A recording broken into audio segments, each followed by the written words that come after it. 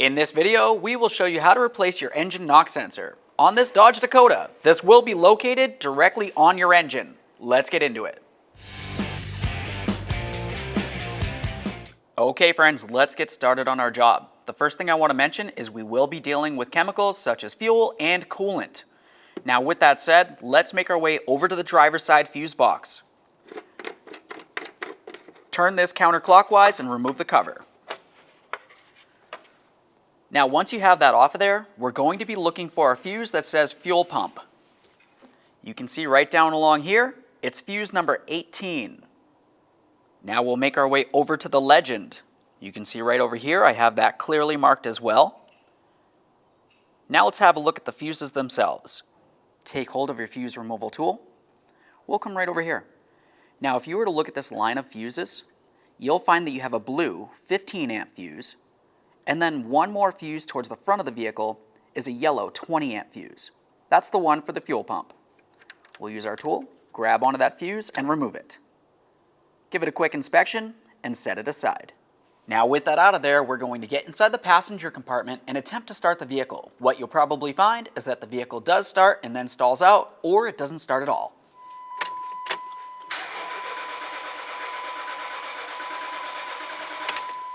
Now that we've evacuated the fuel pressure, put back your fuel pump fuse. We'll also make sure we put away our tool and reinstall the cover.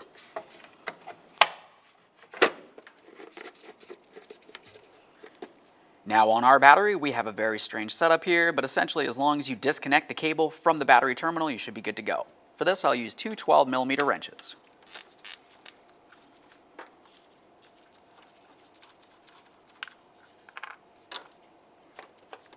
Set that aside so it's making no contact with the battery terminal. Now let's make our way over to the radiator cap.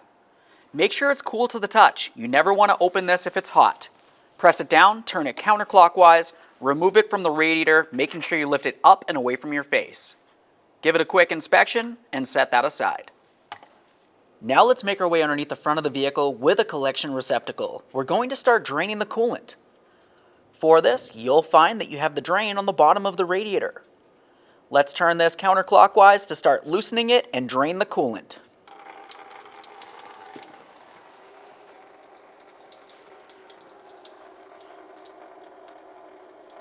Now that that's done draining, let's close this and remove our coolant receptacle. Let's make our way over to the air filter housing. On this, you'll find that you have 3 clips holding the top to the bottom.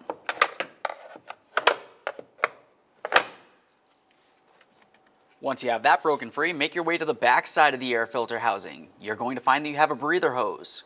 Take hold of that, give it a little wiggle and remove that. Make sure it's soft and pliable. Now we can follow the inlet tube to the air temp sensor. We'll give this tab a little squeeze and pull it off. Quick inspection for corrosion. We'll set that aside. Just below that, you'll find that you have a 10mm headed bolt. Remove that bolt.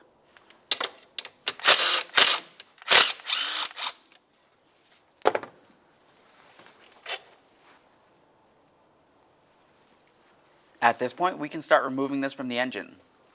We'll grab onto the top area of the air filter housing and dislodge that.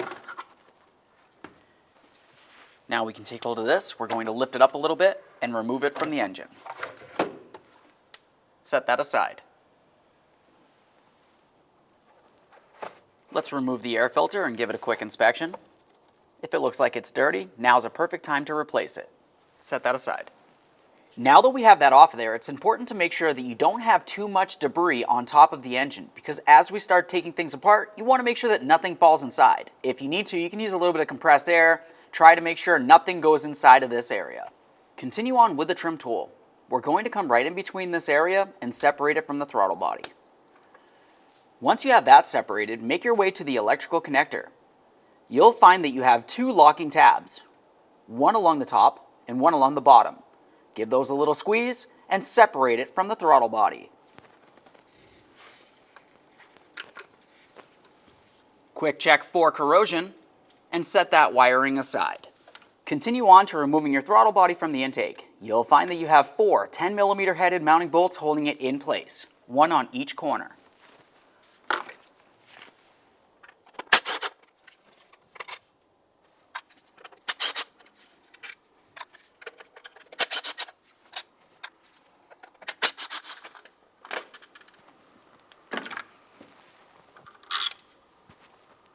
Set your throttle body aside.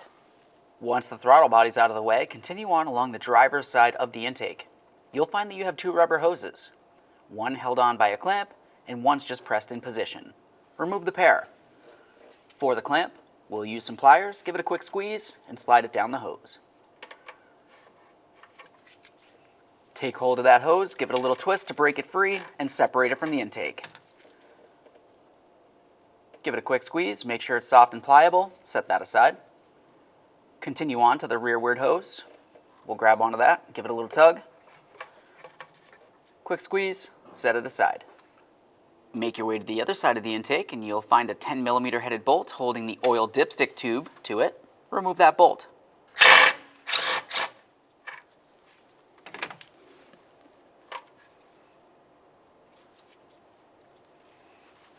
Now let's pay attention to our coolant tubes. You'll find that you have an 8mm headed bolt holding a bracket to the top of the intake. Let's remove that.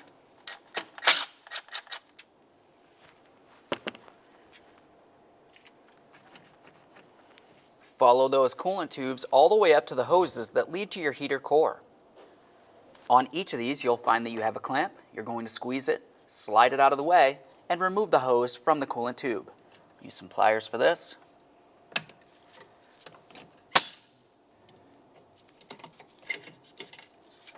At this point, I'll use a pick to break the hose free from the tube, being careful not to damage the hose in any way.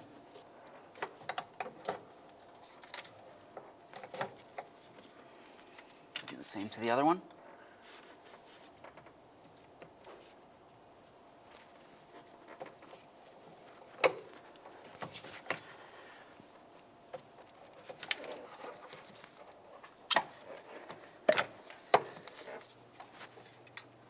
Now we can move these tubes out of our way.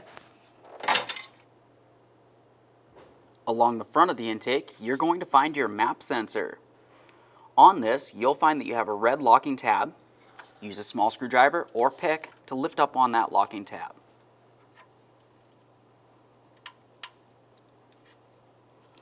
Once you have it unlocked, continue on to your little squeeze tab. We'll squeeze this in, give this a tug, quick check for corrosion, set that aside. Move along to your coolant temp sensor. For the coolant temp sensor, we'll continue with our angled pick. You'll notice all along the top of the sensor harness here, there's a red locking tab. We're going to have to try to get underneath that and gently lift it up to the unlocked position. And then we can squeeze the tab and lift the entire wiring harness off of it. There we are.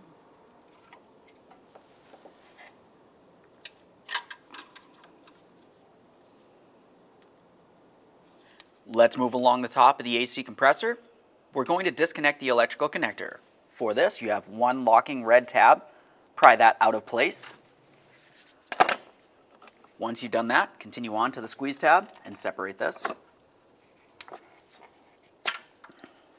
Quick check for corrosion. Set that aside.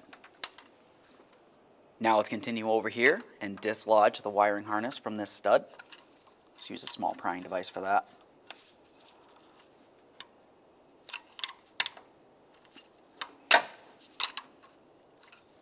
Now that we have that out of place, let's continue on with our trim tool. We'll come right down inside this area and separate the wiring harness from the valve cover. And just pry that right up, make our way down to this one. We're doing this to give ourselves a little bit more slack with that wiring harness.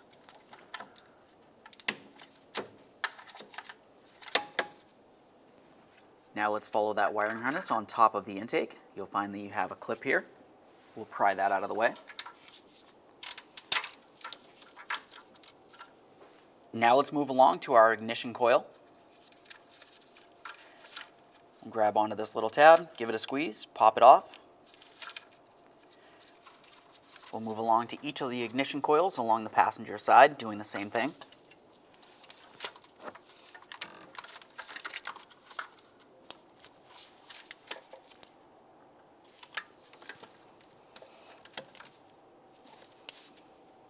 Now we can move to the other side of the ignition coils and remove the spark plug wires. Give them a quick check for corrosion. Set those aside.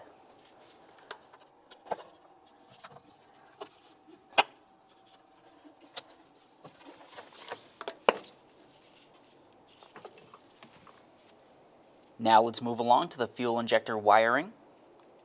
You'll find that you have a bracket. We'll use our trim tool to separate this from the fuel rail.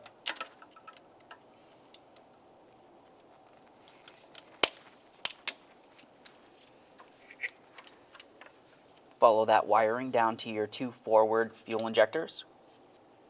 To remove this, we'll use an angled pick to lift up on our red locking tab. The next thing you would want to do would be to squeeze on your black tab here and lift this up and out of position.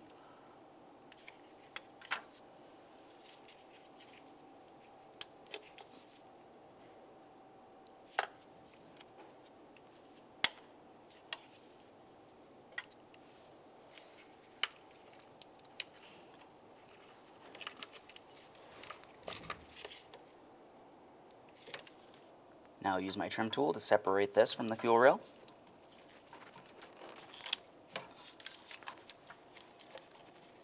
With that wiring separated, we'll move back down to our two rearward fuel injectors.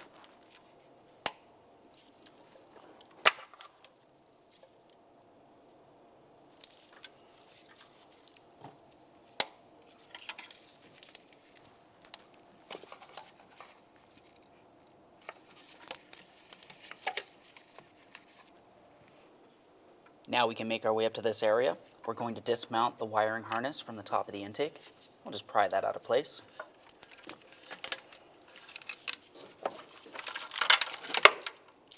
Now we're going to start removing the ignition coils. Before you do, it's important to take note of exactly where each one of them is. Use something to mark these. Now I'm going to mark the first one with a 1, the second one with 2 lines, third one with 3 lines, and the fourth one with 4.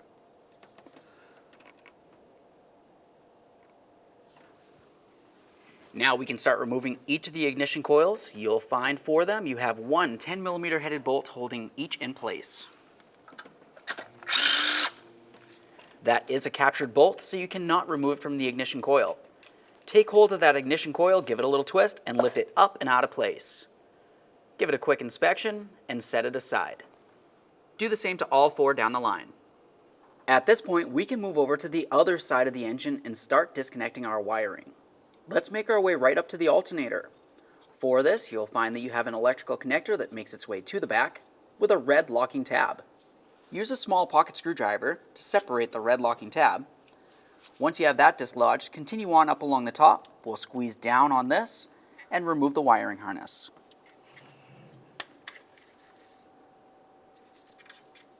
Now let's follow that wiring harness down along the front of the engine. Start separating this. Make our way across the valve cover. At this point we have plenty of slack here. Now we can make our way this way. We'll start disconnecting the ignition coils.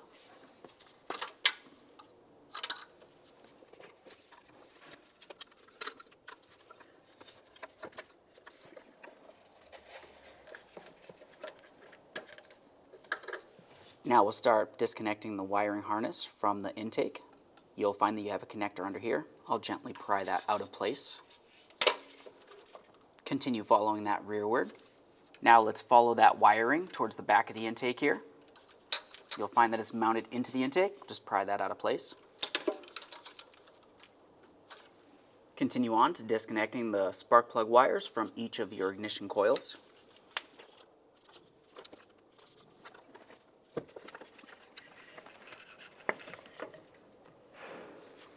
Now let's move to the fuel injector wiring harness. We'll pop this off of the fuel rail bracket. After you've done that, disconnect each of your forward fuel injectors.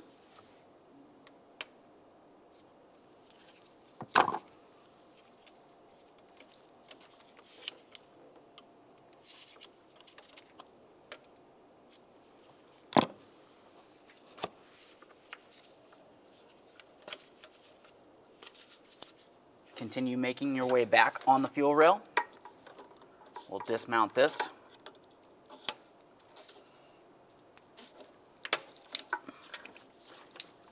Now we can disconnect our last two fuel injectors.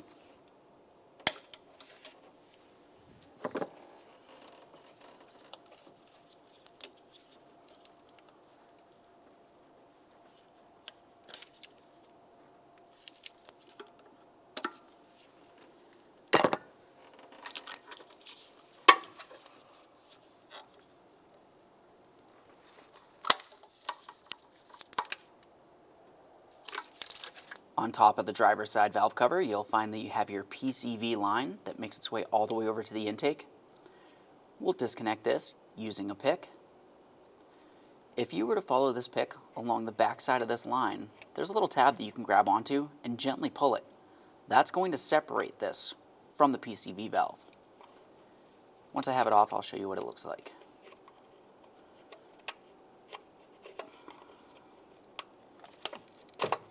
Now right there's the tab. I just came right along the back side here. You lift it up and away, and it separates. Now we can wiggle this around a little bit, and you can see exactly where it connects onto the intake. For this, you have a little black tab that we'll go ahead and push out of the way and separate the hose from the intake itself.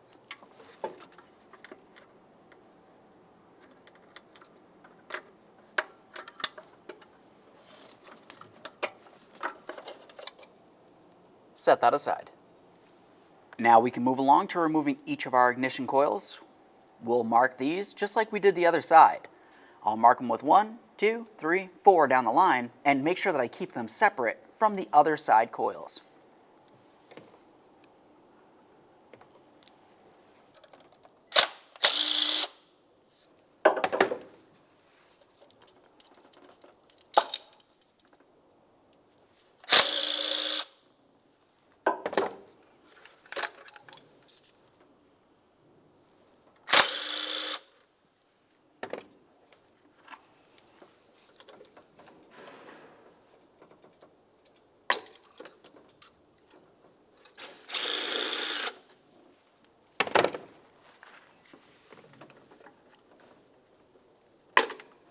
Let's continue following that wiring harness back.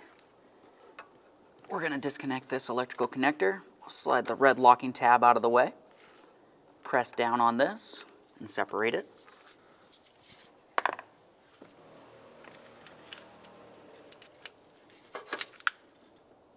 Let's make our way over to where the fuel line connects onto the fuel rail. We'll dislodge the lock. Give that a quick inspection, set it aside. Now we'll use a 5/16 fuel line disconnect tool. Slide it over the fuel rail tube and into the line. Once you have it pressed up into the line, carefully grab onto the line itself and pull it away. Keep in mind there could still be a little bit of fuel in this area.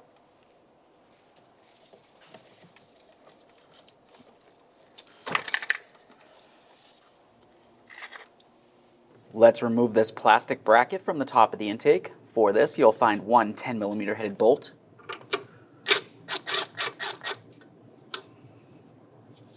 We'll set this aside. Now we can start removing our 4 10mm fuel rail bolts. You'll find 2 on each side of the engine.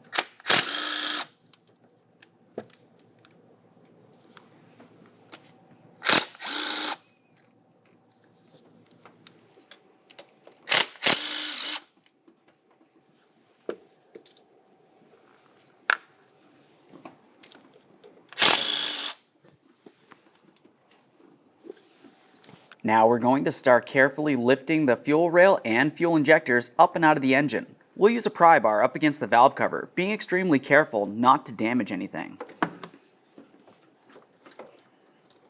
There's one side, we'll do the same on the other.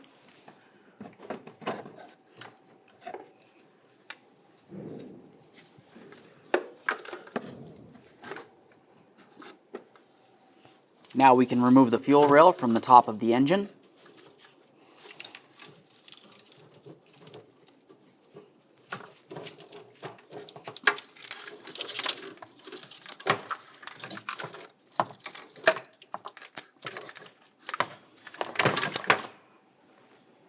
Now let's make our way along the driver's side back of the engine. We're going to find that EGR tube. On this, you'll find that you have two 8mm headed bolts that hold the tube to the EGR. Let's remove each of those mounting bolts. One of them's a little bit hard to get to.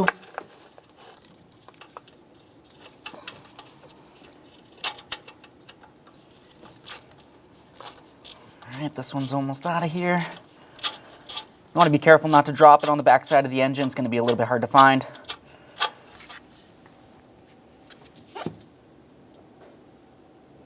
That's one. In between the tube and the EGR valve itself, there is a gasket.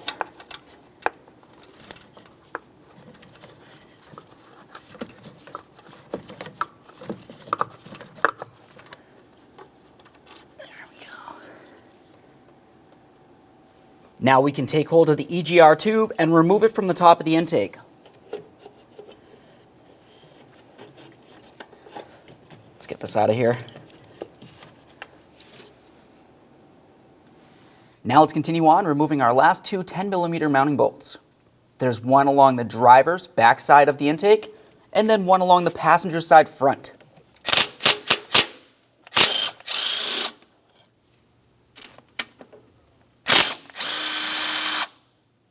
At this point, we can continue removing the intake from the engine.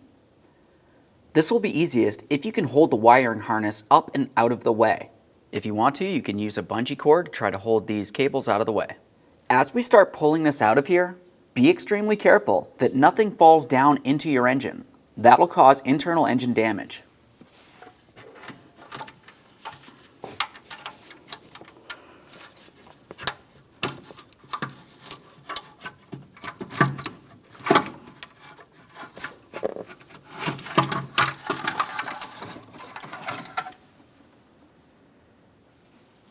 Now that we have that out of the way, we have a clear view of our knock sensor. It's bolted right to the top of the engine block. Before we take this out, follow that wire. You'll find that it makes its way all the way along the back of the engine, along the top of the transmission. It can be a little bit hard to access the connector for this, but generally you can just reach right down along the back there, give the tabs a little squeeze, and gently separate it. We'll squeeze those two tabs. A little hard to squeeze on them. At the same time as I'm doing that, I'm going to start tugging on the wiring harness for the knock sensor. I don't want to rip any wires. I just want to try to separate it. There we are. Now at this point, we can continue with a 13mm to remove the mounting bolt for the knock sensor.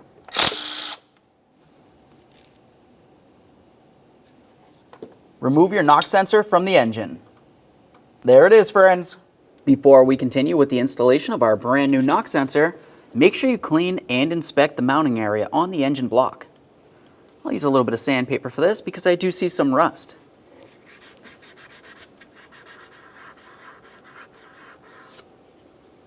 Alright, let's get ready to install our brand new knock sensor. It's important to make sure that you install this. You want to just barely bottom it out and then torque it to 176 inch-pounds. You do not want to under-torque it or over-torque it. If you do that, you're going to find that you have a running condition. Let's make sure we have the wiring facing towards the rear of the engine.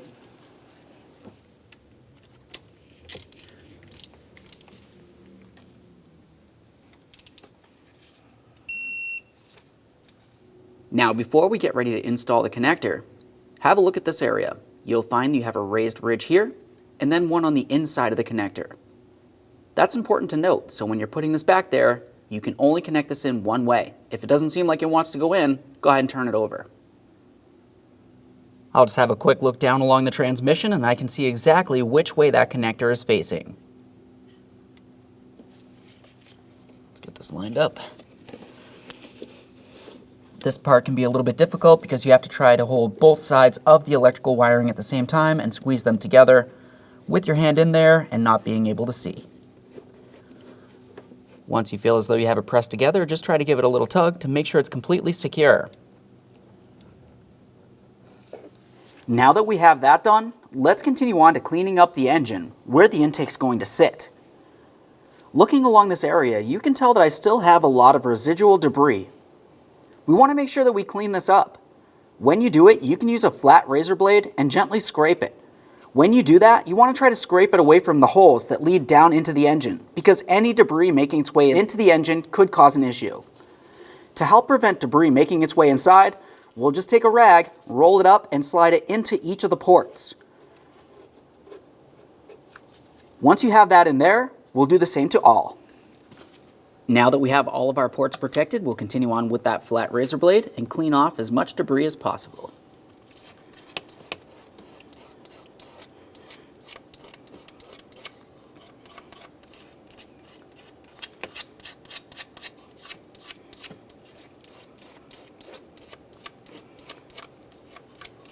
There's one. Do the same to all.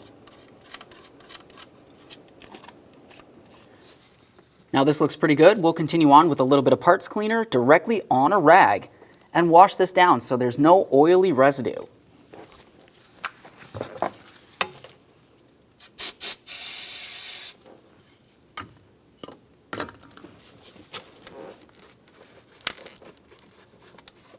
Now that I've completed this side, I'll do the exact same thing to the other side of the engine.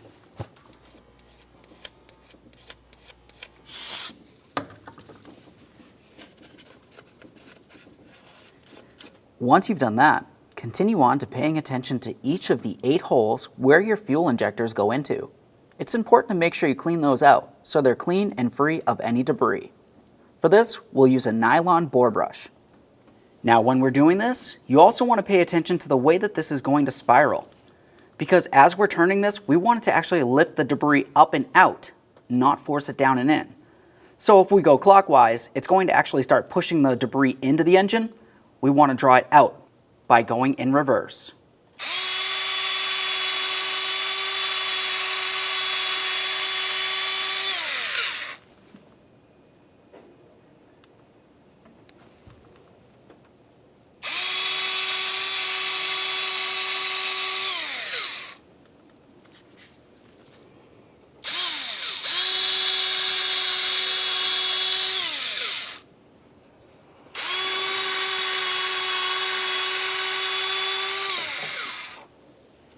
Now that we've done all 8 of those, we can move along. Now let's make our way towards the back side on the driver's bank of the engine. Back to that EGR valve. Make sure you don't have any of the old existing gasket on the EGR valve. It's a good idea to go ahead and replace that with a brand new one.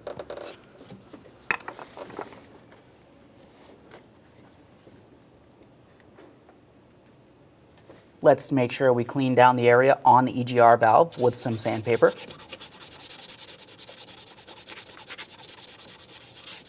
Now over on the bench, let's start taking care of the intake itself. We want to have a look at the bottom side so we can see the gaskets.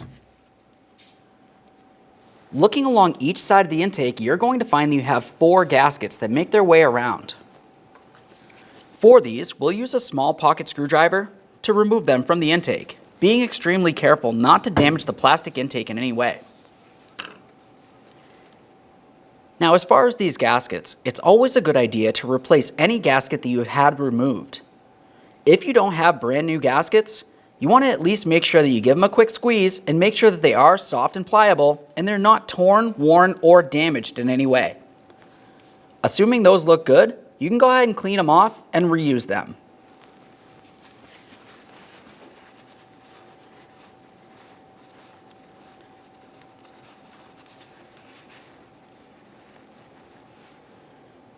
That one looks okay. Once you have the gasket out of there, it's important to make sure you pay attention to the intake itself. Make sure that there's no damage to the intake. Any cracks in these areas is going to cause a vacuum leak, and that'll cause a check engine light. So we'll just make sure that we lightly clean this down, removing any of the carbon or debris from the area.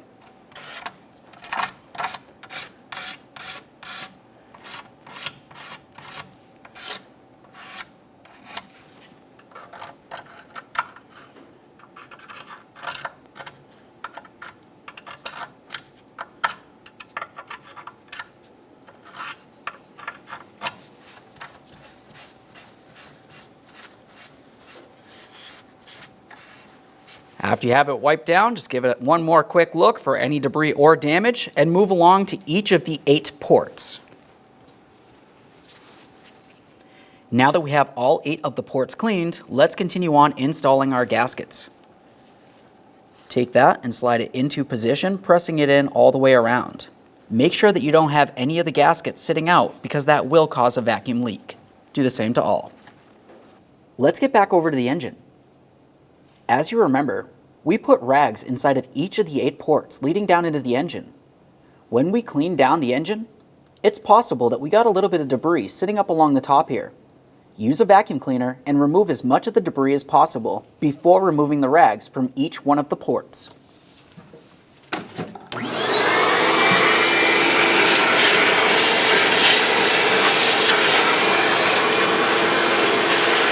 Now we can carefully remove each of our 8 rags from the engine ports.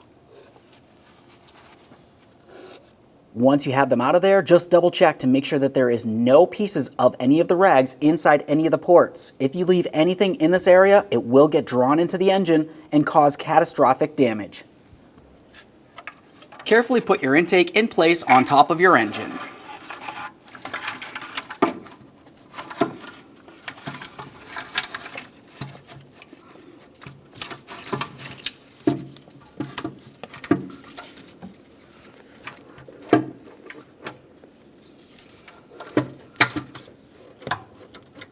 We'll wiggle this around so we can align both of those corner mounting bolts that we had in place in the manifold. Start those in by hand so you're sure they're not cross-threading into the engine. We are not going to tighten these yet. We're only starting them in. There's this one. That's a couple good threads. We'll do the same to the other corner. Now it's time to pay attention to the fuel rail and each of our fuel injectors. Let's have a look at the fuel injectors here. You'll find that on the area that goes down into the engine, you have an O-ring. Typically, it's a good idea to go ahead and replace these. Whether you're replacing them or not, it's always a good idea to go ahead and wipe them down and give them a close inspection. We want to try to remove as much debris as possible.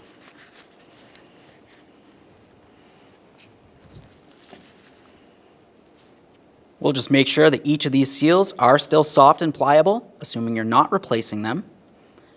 Do the same to all. Let's bring that fuel rail into position. Align each of your fuel injectors with their corresponding holes. Press this side down as far as you can. Do the same to the other side. Now we can install our EGR tube. We'll take this and put it in position along the back side of the engine. Once you have it back there, slide it into the intake. Now I'm going to have to get my hands back there and you're not going to be able to see much. But what we need to do is put our gasket in between the EGR tube flange and the EGR. Align the mounting bolt holes and slide the bolt into position. Make sure you start each of them in by hand before you snug either of them.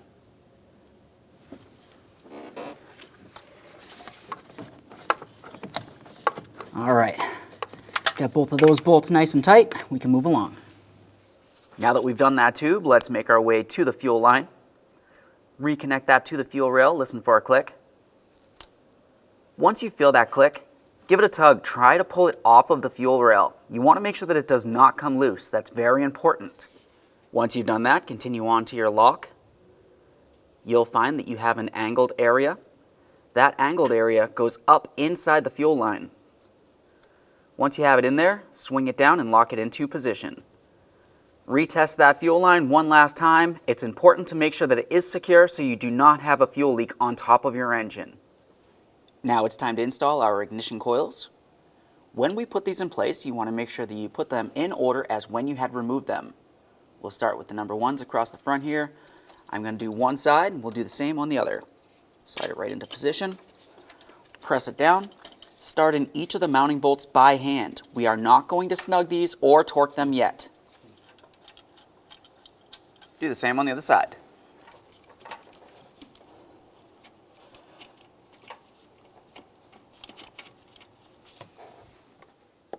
Now that we have all of those mounting bolts started, it's time to start snugging them and torquing them. It's important to make sure that we snug and torque these in a specific order because these also hold down the intake as well. When we do this, we're going to start from the center and make our way towards the front and back in a crisscross manner.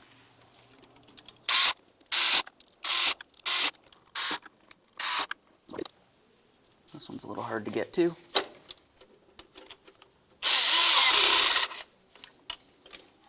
Now we'll make our way to the two back bolts here.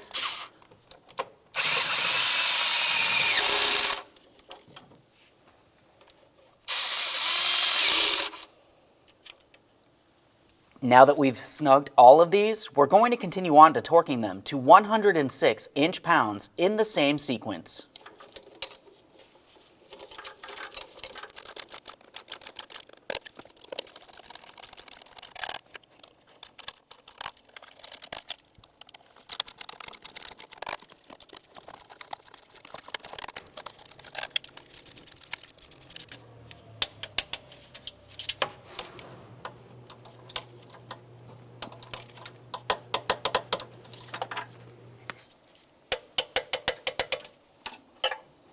Now we can put in our 4 10mm headed mounting bolts for the fuel rail.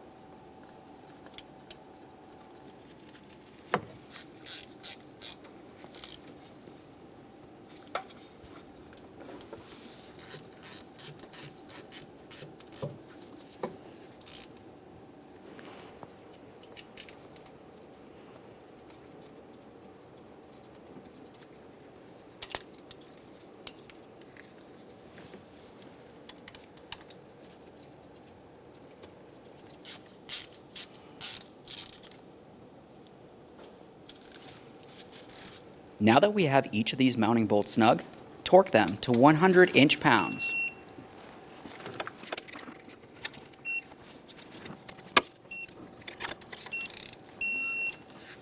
Torqued. Continue on to your spark plug wires. We'll press those right onto the ignition coils.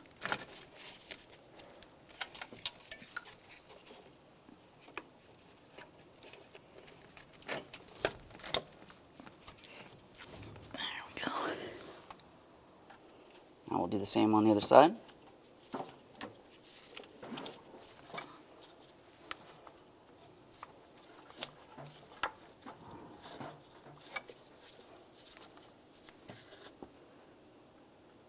Move along to installing your breather tube. We'll bring it right down to the back side of the intake here. Slide it into position. Listen for a click to make sure that is completely secured.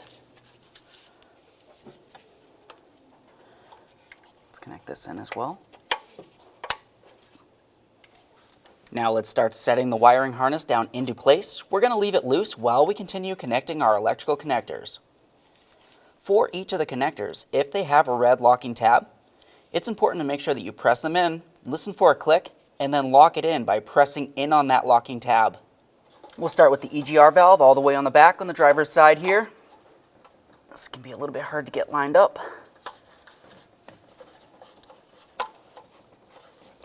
Let's just lock that in. Start connecting in our ignition coils.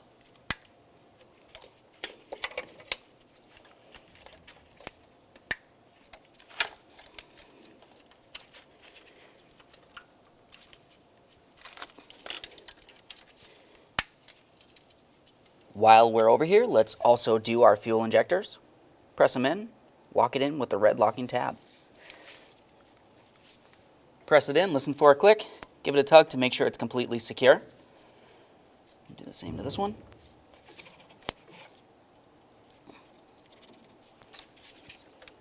Secure that wire.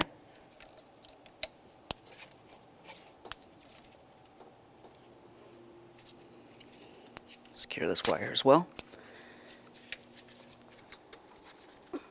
Continue securing that wiring harness.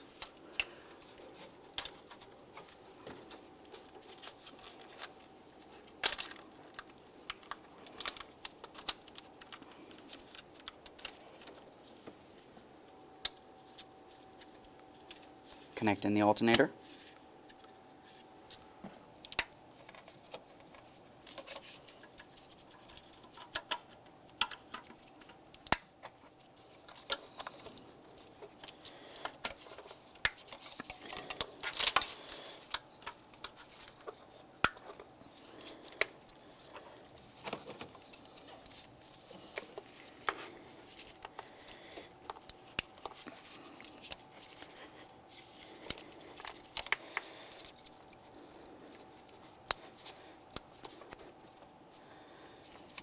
Resecure our wires.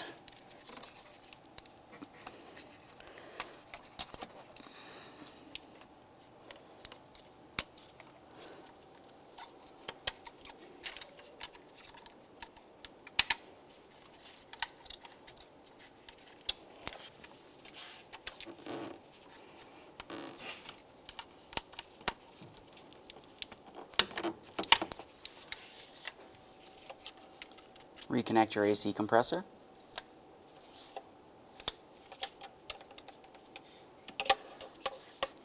Make your way to the map sensor.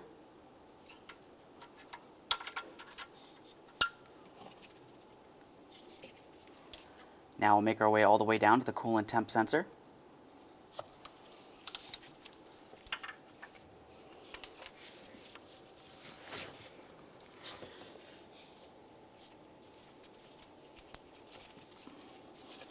It's hard to reach. Lock it in with the red locking tab.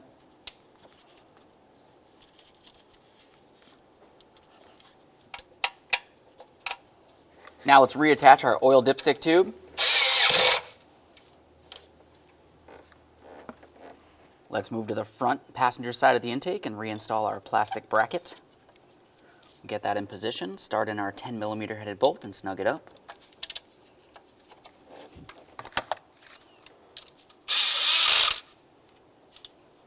Now we can start reattaching our coolant hoses to the coolant tubes along the driver's side rear of the engine. You want to make sure you slide the hose all the way up to this bezel.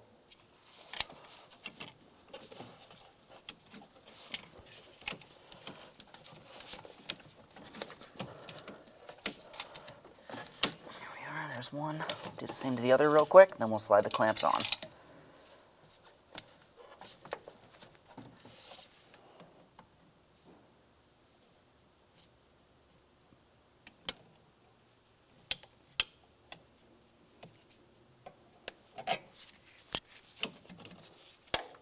Make sure both of those are secure. Continue on to your 10mm headed mounting bolts for the mounting bracket.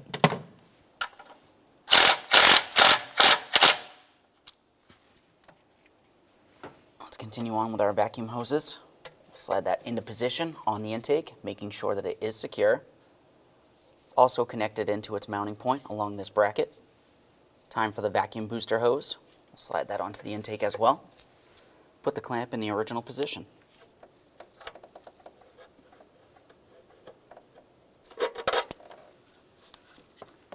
Now it's time to install our throttle body. We'll take this and put it in position. Start in all 4 of our 10mm headed mounting bolts, snug them up, and torque those to 65 inch-pounds.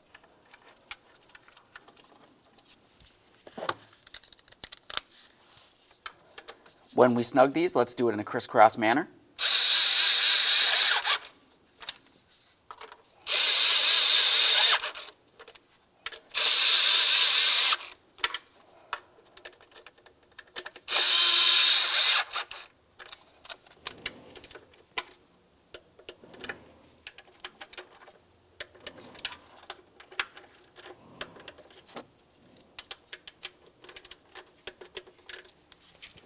Let's resecure this wiring harness.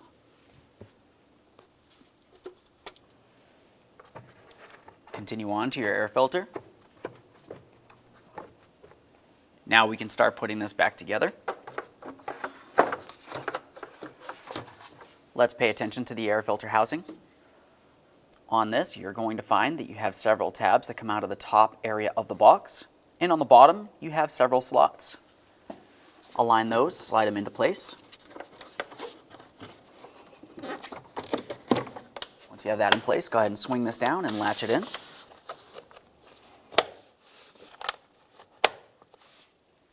Attach your breather hose. Now we can finish sliding this into position. Lock it down. Now that we have that pressed down, let's move over to the other side of the intake. We'll put in our 10mm headed mounting bolt and snug that up.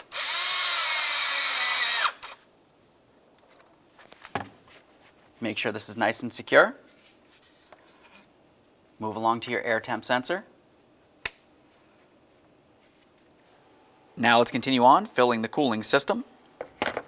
For this, it's a good idea to use some sort of funnel so you can burp out any air in the system. We'll make sure that we use the proper specified coolant.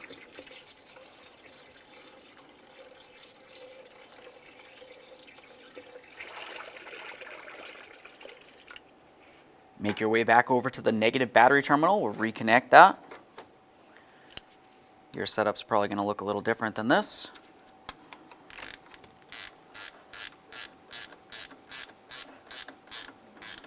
Make sure that's nice and tight.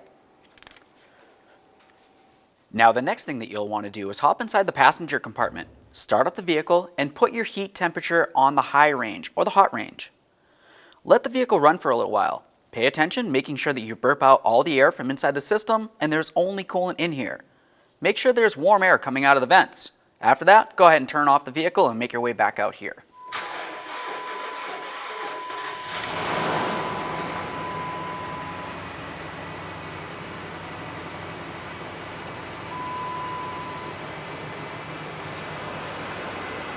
Now that we've burped out all the air from in the system, reinstall your radiator cap.